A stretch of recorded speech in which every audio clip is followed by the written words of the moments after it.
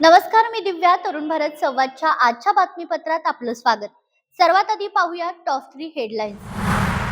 महावितरणच्या कामामुळे 19 व 20 जानेवारी रोजी कोल्हापूर शहरातील पाणी पुरवठा विस्कळीत. या कालावधीत विद्युत पुरवठा बंद, पंपिंग स्टेशनमधून पाणी पुरवठा सुरू. महापालिकेच्या बॉटनिकल गार्डनचे काम अंतिम टप्प्यात. बॉटनिकल गार्डनमुळे नदीकाठच्या सौंदर्यात भर. कळंबा परिसरातील शेती नामशेष होण्याच्या मार्गावर, पिवळ्या पट्ट्यांचा विस्तार, कळंबा तलावासह पर्यावरण धोक्यात. आता पाहूया दिवसभरातील ठळक घडामोडी.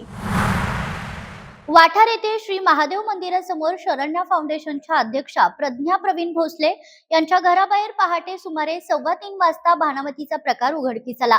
लाल कपड्यात गुंडाळलेले अघोरी साहित्य, बाहुल्या, लिंबू, नारळ आदी वस्तू घराजवळ ठेवण्यात आल्याने सकाळी लक्षात आले.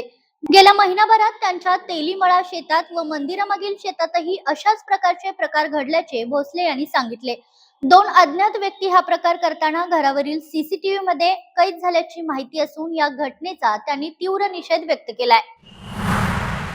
महाराष्ट्र राज्य विद्युत वितरण कंपनीच्या वतीने काळामवाडी 33 केव्ही उपकेंद्र येथे आयसोलेटर बसवण्याचे काम सोमवार व मंगळवार दिनांक 19 व 20 जानेवारी 2026 रोजी हाती घेण्यात आलं. या कालावधीत विद्युत पुरवठा बंद राहणार असल्याने काळामवाडी योजनेतून कोल्हापूर शहरास होणारा पाणी पुरवठा पूर्णतः बंद राहणार आहे. शहरास पर्यायी पाणी पुरवठा करण्यासाठी शिंगणापूर, बालिंगाव व नागदेववाडी येथील पंपिंग स्टेशन मधून पाणी पुरवठा सुरू ठेवण्यात येणार आहे. तथापि या व्यवस्थेमुळे शहरातील दैनंदिन पाणी पुरवठा अपुरा तसेच कमी दाबाने होण्याची शक्यता आहे.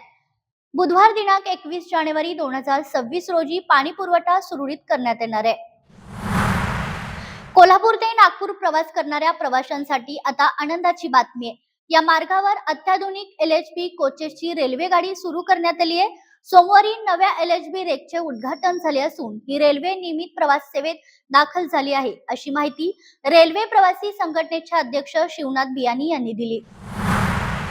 जिल्हा परिषद आणि पंचायत समिती निवडणुकांमध्ये महायुती झाली तर निकाल ऐतिहासिक आणि पूर्णपणे वनवे लागेल, असा ठाम विश्वास मंत्री चंद्रकांत दादा पाटील यांनी व्यक्त केलाय.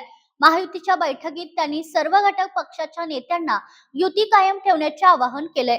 मंत्री पाटील म्हणाले की मागील काळात शौमिका महाडिक आणि त्यानंतर राहुल पाटील हे जिल्हा परिषद अध्यक्ष झाले, मात्र पुन्हा तशी परिस्थिती निर्माण होऊ नये यासाठी युती करतानाच ती मजबूत करणे गरजेचे आहे. निवडणुकीनंतर होणाऱ्या युतीपेक्षा आधीच ठोस आणि स्पष्ट युती असणे अधिक फायदेशीर ठरते, असेही त्यांनी स्पष्ट केलं.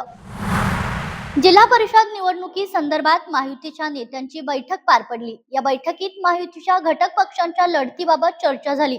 यामध्ये विशेषतः भाजप 40 जागांवर लढेल असा प्राथमिक अंदाज बांधला जातोय. महायुती म्हणून या निवडणुकीला सामोरं जाणार असल्याची माहिती भाजपचे ग्रामीण जिल्हाध्यक्ष नाथाजी पाटील यांनी दिली आहे. गेल्या 3 वर्षांपासून पंचगंगा घाटाशेजारी चालू असलेल्या बॉटनिकल गार्डनचे काम आता अखेर अंतिम टप्प्यात आले. त्यामुळे पंचगंगेच्या काठी आता बॉटनिकल गार्डन बहरणार असल्याने नदीकाठच्या सौंदर्यात आणखी भर पडणार आहे, अशी माहिती या बागेत काम करणाऱ्या कामगारांनी दिली आहे. कोल्हापूर महानगरपालिकेच्या वतीने राबवण्यात येणारा हा प्रकल्प शहराच्या सौंदर्यात भर घालणार आहे. पंचगंगा नदी घाटाशेजारी निसर्गरम्य बागेची स्थापना केली जाते. या गार्डनचे काम पूर्ण झाल्यावर हे उद्यान नागरिकांसाठी खुलं करण्यात येणार आहे. कळंबा आणि कात्याणी गावांचा शासनाच्या प्राधिकरणात समावेश झाल्यानंतर या परिसरातील शेती समृद्ध पट्टा झपाट्याने शहरीकरणाच्या वेगात सापडते.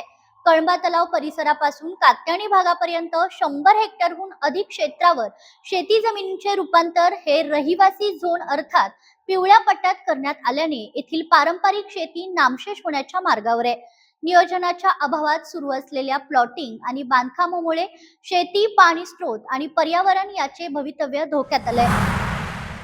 श्री क्षेत्र पैजारवाडी येथून श्री दत्त मंदिर संस्थान मोरवे, तालुका खंडाळा, जिल्हा सातारा येथे जाणाऱ्या सद्गुरू चिले महाराजांचा पालखी सोहळ्याचे टोप येथे आज भक्तिमय वातावरणात स्वागत करण्यात आलं. प्रतिवर्षीप्रमाणे 18 जानेवारी रोजी चिले महाराजांचा पालखी सोहळा टोप गावात दाखल होतो. आज दुपारी सुमारे 1 वाजता पालखी रथाचे टोप येथे प्राथमिक शाळेच्या प्रांगणात आगमन झालं. यावेळी टोप ग्रामस्थांच्या वतीने फुलांची उधळण, घोषणाबाजी आणि भक्तिगीतांच्या गजरात पालखी सोहळ्याचे भव्य स्वागत करण्यात आलं. तर तर या होत्या आजच्या ठळक घडामोडी. अधिक सविस्तर विश्लेषण, स्थानिक राजकारण आणि जिल्हाभरातील महत्त्वाच्या बातम्यांसाठी आजच तरुण भारत पेपर खरेदी करा आणि रोज न चुकता वाचा. अशाच नवनवीन घडामोडीसाठी पाहत रहा तरुण भारत कोल्हापूर. अशाच नवनवीन अपडेटसाठी पुन्हा भेटूया. तोपर्यंत नमस्कार.